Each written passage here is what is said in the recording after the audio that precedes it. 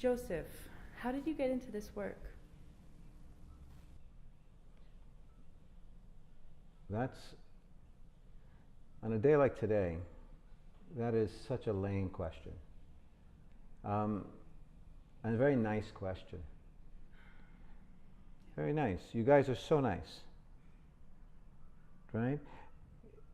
You don't understand that your niceness and your politeness has not a damn thing to do with love, but everything to do with fear.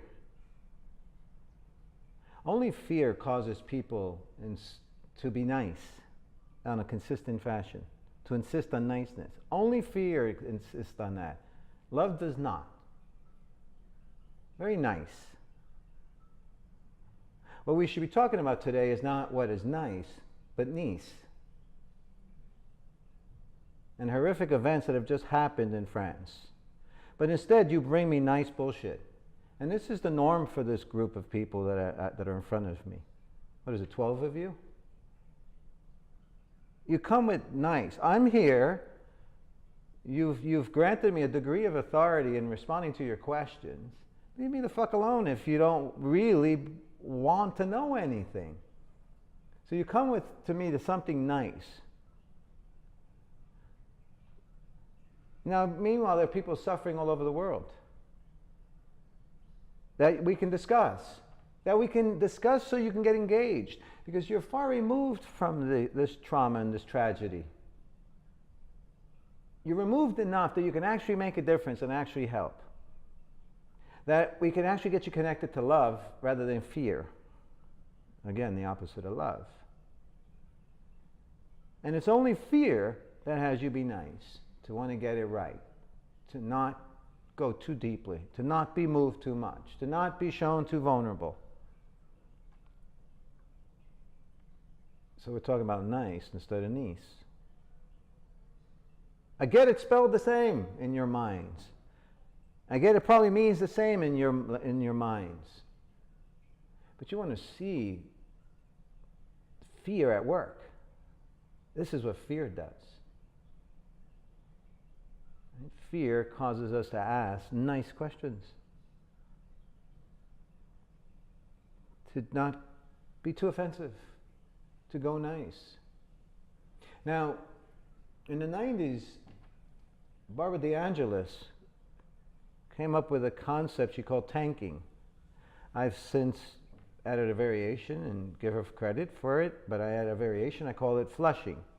And that is that emotional and mental energy that we don't want to feel, that we push down and repress. Like a toilet system, a sewage system, we flush it down. I say flushing, she calls it tanking. Flushes it down to others around you. And it tends to go to those who are less sensitive or younger. I'm sorry, more sensitive or younger. Now, who is the sensitive ones? Well, the sensitive ones could be the ones on the firing line. Right? Those experiencing the terrorism in parts of the world and the extreme, out-of-control violence between cops and civilians at this point. Your fears and your repression of the mental and emotional problems, you flush down. And it goes out to the world, believe it or not. And they are left with this. And you're just left with the fear that it doesn't come back. But where's the love in all of this?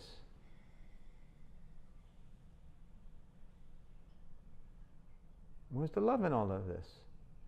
At the risk of plagiarizing my Puerto Rican compadre, it's about love. Love, love, love. You're showing me no love here with your question. It's full of shit. It's full of fear. It's full of panic. How did I get into this work? Who gives a fuck about how I got into this work on this day and age today? It's as long as my work is efficient and can help. Who gives a fuck right now? We don't have the leisure right now. There's things on the line. So I'm asked these questions. So how do I do this? How do I pay my bills 20 years from now? I feel like I'm getting old, and will I have enough money for my future? I get questions like that. How do you have for the future? By giving. By giving. Giving of yourself. Giving to life. Giving which causes you to become significant, because after a certain age, you're not, unless you have something to give the world. I remember sitting at a cafe, I've mentioned this many times before, at 40 years old, that I used to hang out. I had returned to New York, that I was hanging out at again, looking around going, oh my God, I'm not young and beautiful anymore. So I feel so insignificant sitting here, because only the young and beautiful were looking at each other. And they were the ones that were mattered and catered to. And I just laughed. Because I understood that now is my responsibility now going forth to provide significance, to not rely on the God-given youth or beauty that we're given. Both are powerful for those who don't feel beautiful. Youth is powerful and makes you automatically significant.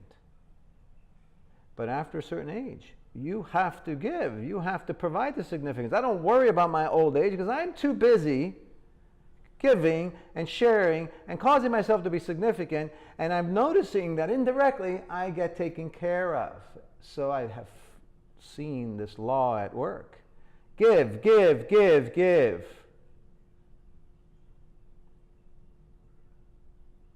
Not and take what you need.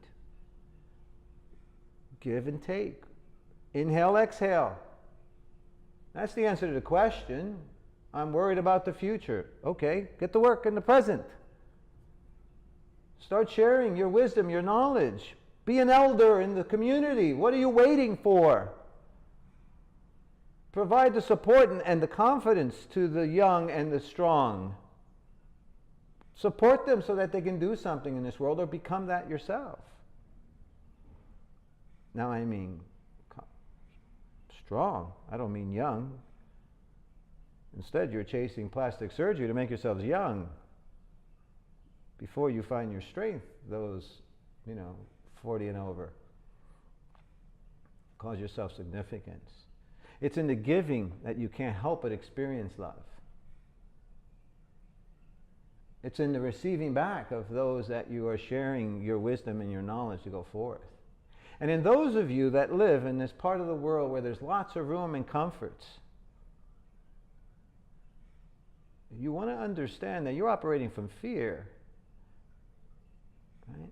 Fear. Because at the end of the day, as my old professor used to say, it's not love we're afraid of, but the loss of love.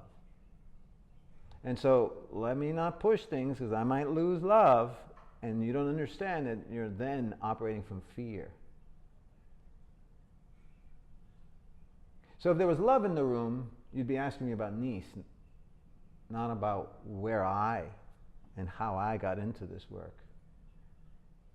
You'd be asking me about what can you do? I've answered that indirectly for those that are older and have more experience in this world. There's a lot you can do.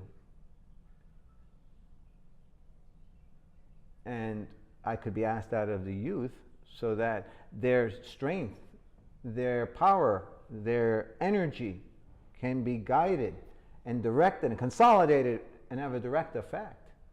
But you have to ask, what can I do? No one's asking clearly, what can I do? You're asking me, what can I do about my future so that I feel that I won't be homeless as an old lady or man.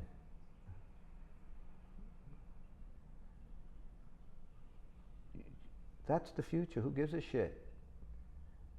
Take care of now, and that will take care of your future.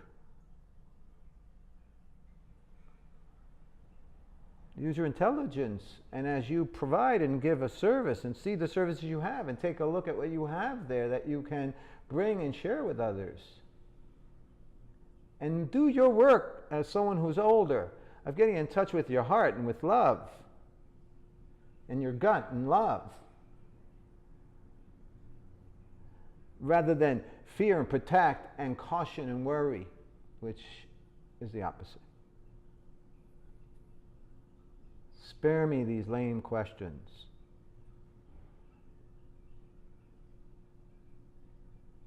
It's not about nice, guys. It's about nice.